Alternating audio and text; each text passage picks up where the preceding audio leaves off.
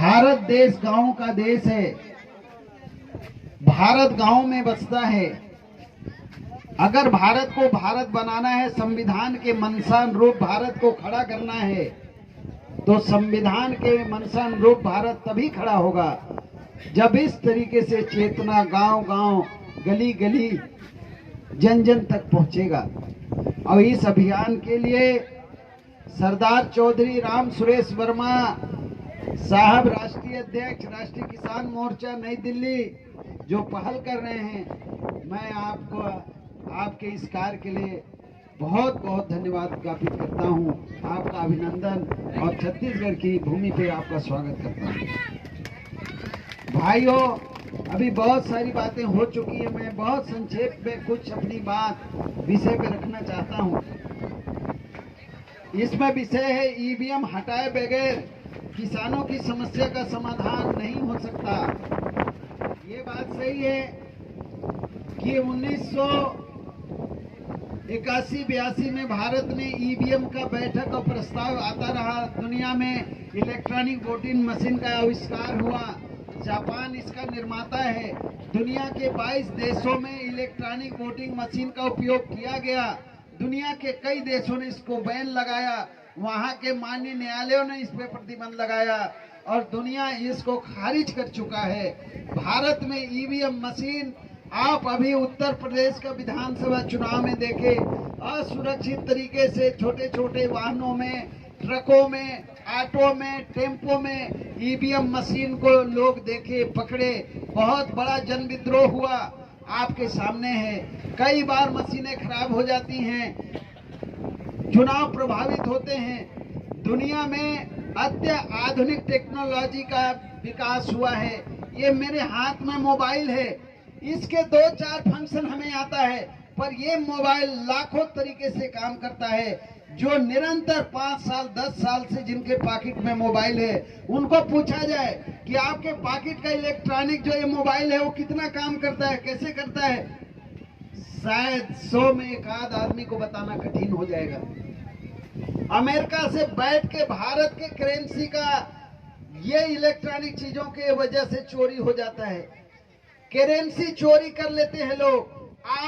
आपके सामने कई घटनाएं घट रही हैं कि कोई व्हाट्सएप ग्रुप में कोई नंबर मांग लिया, आधार कार्ड का कोई नंबर ले लिया और आप इधर दिए नहीं, उधर आपका पैसा गायब हो गया। ये इलेक्ट्रॉनिक चीजें हैं, दुनिया में इसका कोई विश्वास नहीं रहा। इसलिए भारत में इलेक्ट्रॉनिक वोटिंग मशीन को हटाकर पूर्ववर्ती जो चुनाव प्रणाली था, बैलेट पेपर और बैलेट बॉक्स से चुनाव होता था, जिसका हर मतदाता भौतिक सत्यापन करते थे, ऐसा ही चुनाव भारत में पुनः हो। क्या इसके लिए आप सहमत हैं? सहमत हैं। ये मोबाइल है, अगर हमको सुबेरे 5 बजे कहीं जाना है और मैं इसके अलार्म, इसमें जो घंटी बजता है, 5 बजे 1 मिनट के लिए सेट कर दूं तो ये 5 बज के 1 मिनट तक बजेगा। अगर इसको मैं 10 मिनट बजाना चाहता हूं तो ये 5 बज के 10 मिनट तक बजेगा। अगर इसको 2 घंटा हम बजाना चाहें तो 5 बजे से 2 घंटे तक बजेगा। ये मोबाइल 5 बजे के पहले भी नहीं बजा और जो टाइमिंग सेट है इसके बाद भी नहीं बजा।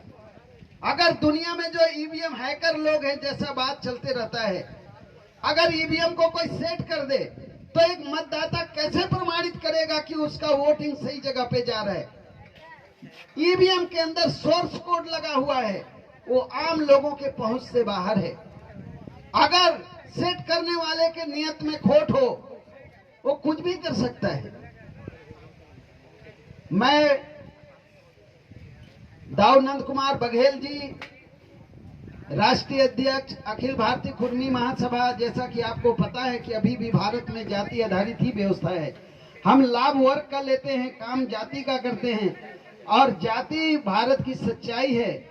इस देश में 28 करोड़ से ऊपर एक जाति कुर्मी समाज पूरे भारत में निवास करते हैं और उनके वो राष्ट्रीय अध्यक्ष जी हैं।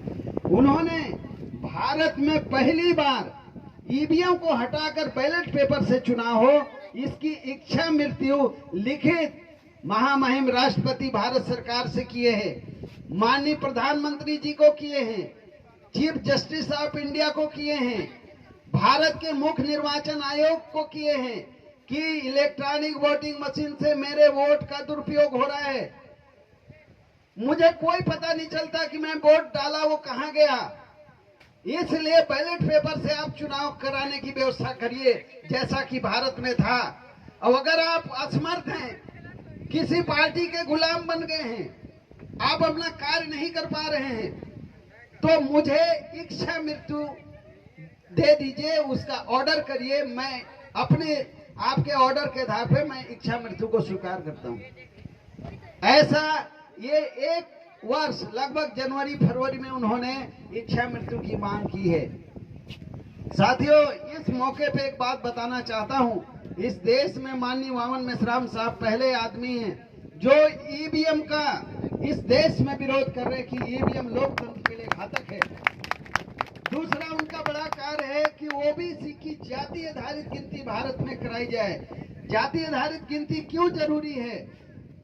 मंडल कमीशन के 3743 जाति को जो अधिकार मिला था उसको सुप्रीम कोर्ट में चुनौती दिया गया और उसका जो फैसला 16 नवंबर 1992 को आया है, उसमें 3743 जाति में से 1998 जाति को ही पिछड़ा माना गया है, बाकी जाति को पिछड़ा नहीं माना गया। अगर सिर्फ ओबीसी के आधार पे गिनती हो गई तो इस देश में अन्य पिछड़ा वर्ग की संख्या 27-28% से नीचे आ जाएगा, बाकी जातियां वंचित हो जाएंगी। वर्ण व्यवस्था में कल जो वर्ण व्यवस्था में शूद्र थे, आज की वर्ग व्यवस्था में अन्य पिछड़ा वर्ग हैं। इसीलिए एक बार कौन जाति कहाँ है, उसका शिक्षा में, नौकरी में, राजनीति में, उद्योग में, भूमि में उसकी क्या भागीदारी है अभी देश के अंदर, एक बार उसको चेक कर लिया जाए। क्या हर्ज है? इसकी मांग अगर देश में बुलंद कोई किए तो कोई और नहीं, वामसेव के राष्ट्रीय अध्यक्ष माननीय वामन मेश्राम साहब ने किया है। उसके लिए हम चाहते हैं कि आप जोरदार ताली से उनका स्वागत करें। जाति आधारित जनगणना हो, ईवीएम हटे, इसके लिए राष्ट्रीय पिछड़ा वर्ग मोर्चा के राष्ट्रीय अध्यक्ष जी, उनसे निरंतर हमारा वार्तालाप कई विषयों पे होता है, उन्होंने किया था, उनके लिए भी आप एक जोरदार सम्मान में ताली दे सकते। साथियों, ईवीएम मशीन भारत से वैन हो, इसके लिए पूरे देश में माहौल है। करोड़ों लोग संवैधानिक दायरे में रहकर कानून का पालन करते हुए ये आंदोलन चलाएंगे। मैं इस मंच के माध्यम से आशा करता हूं, और हम सब लोग संविधान को मानने वाले लोग हैं, लॉ एंड ऑर्डर बिल्कुल मेंटेन हो। किसी भी जिम्मेदार आदमी को कभी भी कानून को अपने हाथ में नहीं लेना है और ना ही लेना चाहिए। आप समय का ख्याल रखेंगे और संवैधानिक दायरे में देश भर में आंदोलन करने में कामयाब होंगे।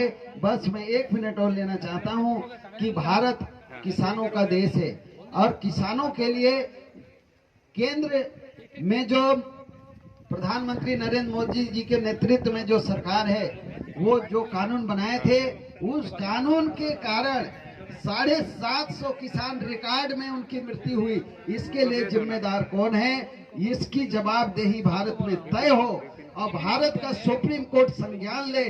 न्यायालयीन जो प्रक्रियाएं हैं, प्रक्रिया के आधार पे केस चलाई जाए और जो दोषी लोग हैं, 700 किसानों के जो हत्यारे हैं, उनको विधि सम्मत उनके ऊपर सख्त कार्रवाई हो और सार्वजनिक रूप से उन्हें फांसी की सजा की मांग हम करते हैं। ये देश कानून से चलेगा, ये देश संविधान से चलेगा। इस देश में संविधान सर्वोपरि है, संविधान के अंदर सुप्रीम कोर्ट है, संविधान के प्रोविजन में राष्ट्रपति है, संसद है, विधानसभा है, 5वीं अनुसूची है। तमाम जो भी भारत के अंदर जो ढांचा, प्रशासनिक शासन का ढांचा, प्रशासन का ढांचा, न्यायालय का ढांचा, मीडिया का ढांचा, मिलिट्री, पुलिस फोर्स, पैरामिलिट्री, जो भी दिखाई पड़ रहा है वो संविधान का व्यवस्था है। और जो संविधान द्रोह करता है उसके ऊपर संविधान द्रोह का न्यायालय संज्ञान ले और कार्रवाई करे, ऐसा मैं मांग करता हूं। और अंत मैं एक ही बात कहना चाहता हूं, भाइयों, हम सब लोग, हम भारत के लोगों का जो दुर्गति है, शिक्षा, नौकरी, राजनीति, उद्योग, धंधा, व्यापार, बद से बदतर जीवन। अभी आप भारत को देखना है, भारत के सड़क को देखिए, बस स्टैंड को देखिए, रेलवे स्टेशन को देखिए, अस्पतालों को देखिए, क्या हालत बन गया है इस देश के लोगों का। इसके लिए जिम्मेदार कौन है? जबकि भारत में दुनिया का सबसे ज्यादा खनिज का दोहन हर दिन हो रहा है। भारत में इतना संपत्ति निकालने के बाद ये गरीबी क्यों है? इतना धन का चोरी क्यों है? वो चोरों के ऊपर क्या किया जाए? हजारों लोगों का हक मारने वाले लोग लाखों लाखों करोड़ अपने तिजोरी में भर रहे हैं। इससे विषमता जो पैदा हो रहा है, इस समय मैं ज्यादा अब समय नहीं लेना चाहता। आप सब लोग जहां से जिस हालत से आए हैं, यहाँ जो बातें हुई हैं उसको संवैधानिक दायरे में रहकर कानून का पालन करते हुए इन बातों को आप फैलाने में कामयाब होंगे। मुझे अवसर दिए इसके लिए बहुत बहुत धन्यवाद। जय भारत, जय संविधान, जय छत्तीसगढ़, जय पत्थलगांव।